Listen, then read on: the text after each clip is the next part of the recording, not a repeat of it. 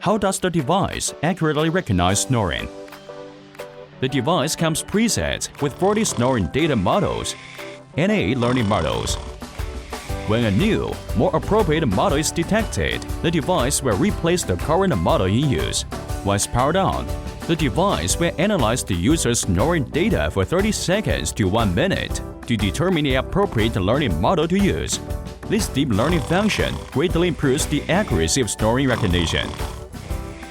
How can I simulate snoring to test the device? First, reset the device to default settings. Then, in a quiet environment, simulate rhythmic snoring as naturally as possible. Try snoring louder and continue for a short period of time.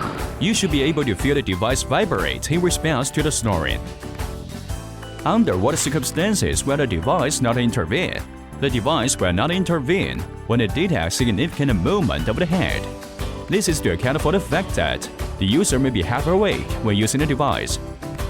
To improve the user experience, the device will also not intervene when it detects very minor snoring or vibrations from the user.